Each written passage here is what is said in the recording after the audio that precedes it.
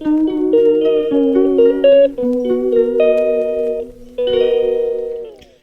বন্ধুরা, তোমরা সবাই কেমন আছো? Good morning. তো সকালবেলাটা মানে এত গরম কিছু আর ভালো লাগছে না।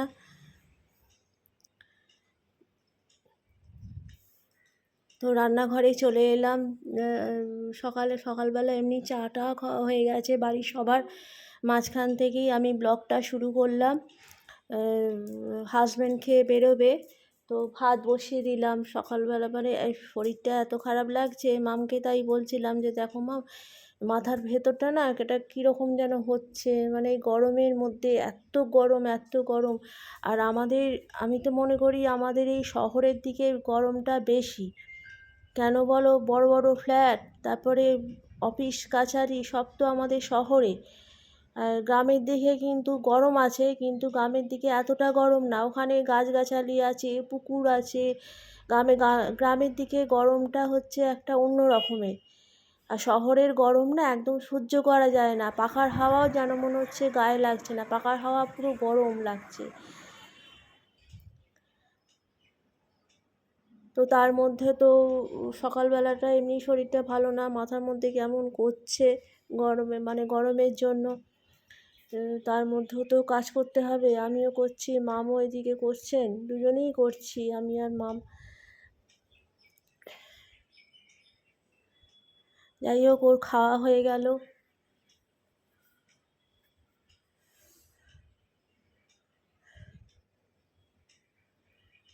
আমার ব্লগটা যদি তোমাদের এতটুকু যদি ভালো লেগে থাকে, একটুখানি কমেন্ট করে লিখে দিও।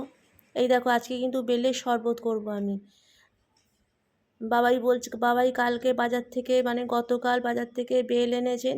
বাবাই বলছেন যে এই গরমে সকালবেলা কিচ্ছু খাবো না, খালি বেলের শরবত খাবো।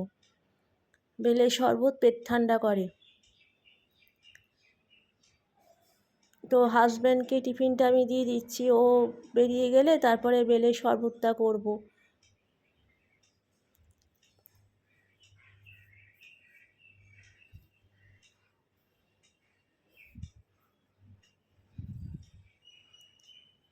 আমার এই ব্লগটা তোমাদের কীরকম লাগছে একটুখানি কমেন্টে লিখে দিও, একটু লাইক শেয়ার করে দিও। আর যারা নতুন আসছো আমার এই চ্যানেলে, তারা প্লিজ একটুখানি সাবস্ক্রাইব করে দাও, যাতে আরও আমার বন্ধুর সংখ্যা হয়, আমি যাতে তোমাদের সাথে আরও বেশি করে কথা বলতে পারি, শেয়ার করতে পারি।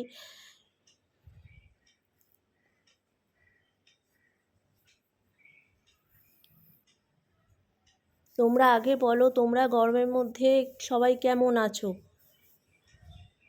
আমার তো গরমে আমার কি, সবারই বলবো গরমে একদম নাজেহাল অবস্থা। আর পারা যাচ্ছে না, আকাশের দিকে খালি তাকিয়ে দেখি যে কখন বৃষ্টি আসবে। বৃষ্টির কিচ্ছু আর ধারে কাছে নেই, একদম সাদা খটখটে রোদ্দুর হয়ে আছে বাইরে।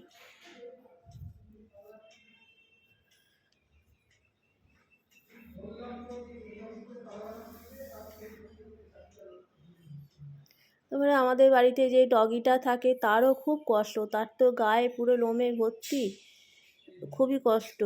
ওই দেখো, আমার হাজব্যান্ড বেরিয়ে যাচ্ছে, এই গরমের মধ্যে ওকে বেরিয়ে যেতে হচ্ছে। গরমের মধ্যে কেউই পাচ্ছে না, না আমরা পাচ্ছি, আর যারা বাইরে কাজ করে তাদের তো একটা অন্যরকম ব্যাপার।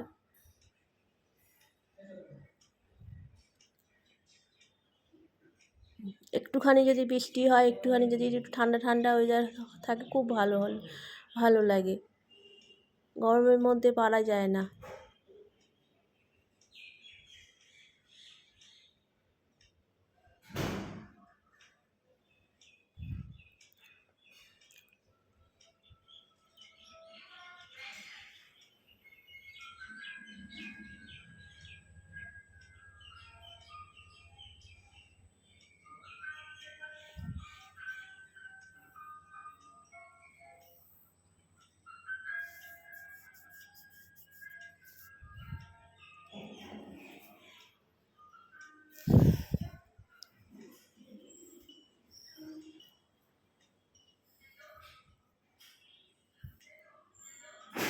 তো চলে গেল ও অফিসে। আমি এদিকে রান্নাঘরে চলে এলাম, যে তোমাদের যে বেলটা আমি দেখালাম সেটা আর কি শরবত করছি। তোমরা বেলের শরবত কীরকমভাবে করো আমাকে একটু কমেন্টে লিখে জানাও। আমি তো বেলের শরবত প্রথমে বেলটাকে পুরো ছাড়িয়ে নিয়ে তার মধ্যে যদি কেউ ঠান্ডা শরবত খেতে চায় তাহলে ফ্রিজে ঠান্ডা জল দিই, ঠান্ডা জল, তারপরে চিনি, তারপরে একটুখানি বিট নুন, তারপরে দই থাকলে দই করে ভালো করে ঘেটে নিয়ে তারপরে মানে ওরকম করেই বেলের শরবতটা করি। তোমরা কীরকমভাবে বেলের শরবত করো আমাকে একটু কমেন্টে লিখে জানাও।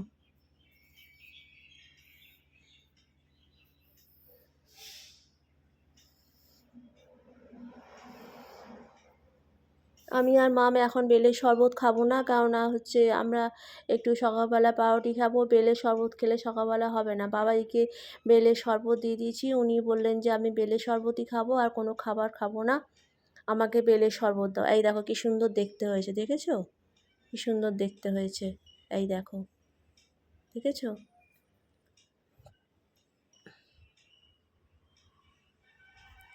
তো বেলের শরবত আমি রান্নাঘরে রেডি করে ভালো করে ঢাকা রেখে দিয়ে চলে এসেছি। দিয়ে বাকি যে কাজগুলো ছিল সেগুলো একটু ঝাড় দিয়ে দিচ্ছি।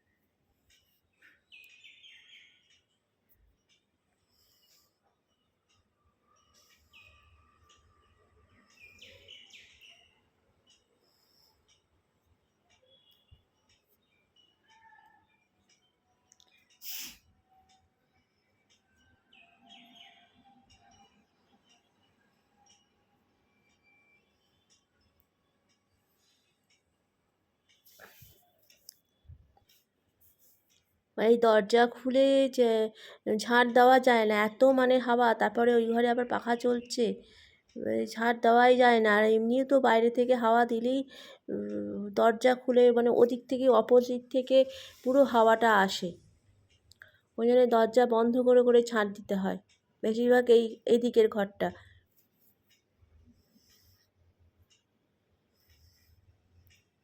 দেখো ঝাঁট দিয়ে গেছি, ফের আমাকে ঝাঁট দিতে হচ্ছে, কেন আমাদের ডগি আছে না, তার লোম এত মানে ওরে পুরো ঘর ভর্তি লোম থাকে, ওই জন্যে ঘর আরও বেশি করে নোংরা হয়।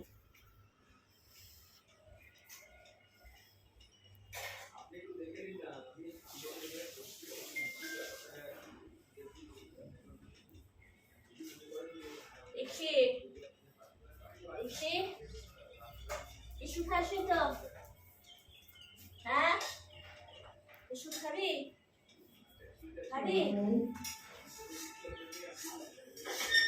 না খেলে হবে বল সকালে? কিরে কোথায় চলবি? আমাদের ডগিটা সকালবেলা কিচ্ছু খাবে না, একদম না খেয়ে একটা বিস্কুটও খাবে না।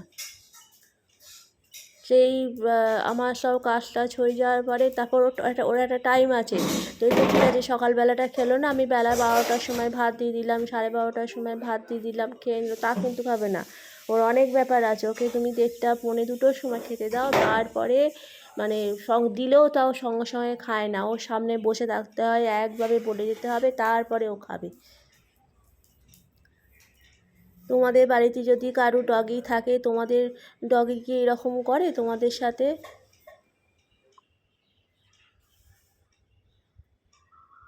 একটু কমেন্টে লিখে জানাও।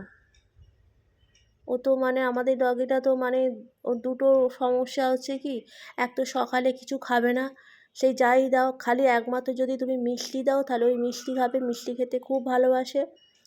আর একটা সমস্যা হচ্ছে ওর ভাত খেতে সমস্যা,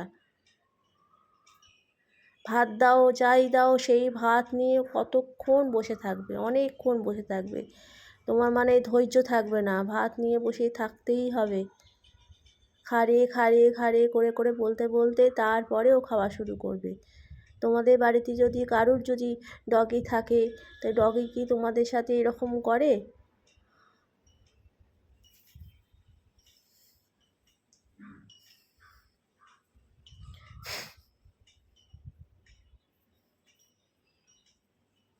আজকে আবার বৃহস্পতিবার, মামের পুজো আছে। আজকে বৃহস্পতিবার মামের পুজো আছে। তারপরে ঘরের সামনেটা একটু আর কি ঝাড় দিয়ে নিচ্ছি, একটু মুছেও নেব। আজকে সব কাজে মানে দেরি হয়ে যাচ্ছে, গরমের মধ্যে কিছু পারা যাচ্ছে না।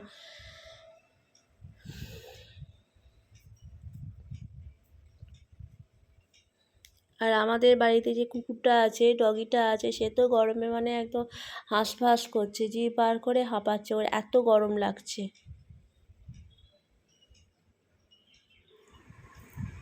মামকে বললাম যে মাম তুমি একটু গাছগুলোতে জল দিয়ে দাও, কি অবস্থা গাছগুলো হয়ে যাচ্ছে গরমে।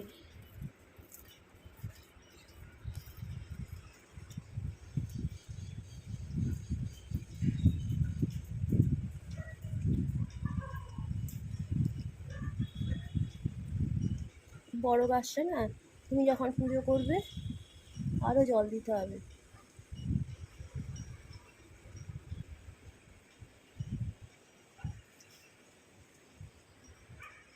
আমার এই ব্লগটা তোমাদের কীরকম লাগছে একটুখানি কমেন্টে লিখে জানাও। আর যারা নতুন আসছো আমার এই ব্লগে, তারা প্লিজ একটু চ্যানেলটাকে সাবস্ক্রাইব করে দাও, যাতে আমি তোমাদের বন্ধু হয়ে উঠতে পারি।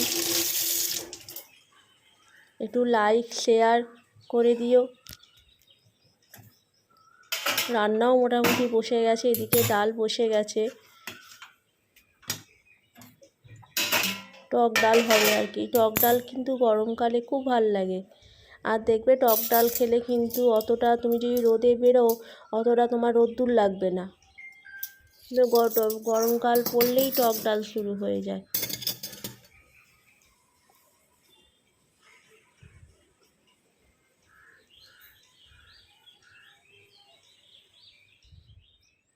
এবারে ওয়াশিং মেশিনে এই জামা কাপড়গুলো সব কাচবো। অলরেডি জামা কাপড় দেওয়া হয়ে গেছে।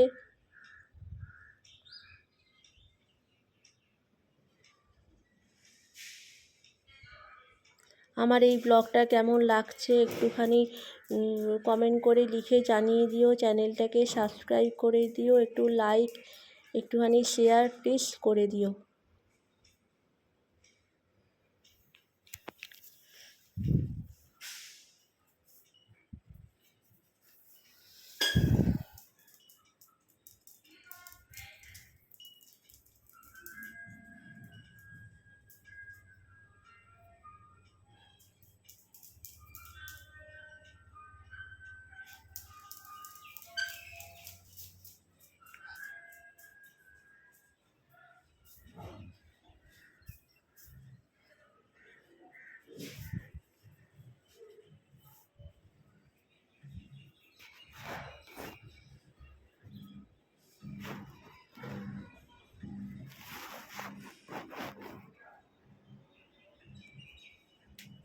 একটু মুছে নিচ্ছি, মাম পুজো করবেন, মুছে নিচ্ছি। ব্যাস, ব্লগটা এই পর্যন্তই। আবার নেক্সট ব্লগে তোমাদের সাথে দেখা হবে। টাটা।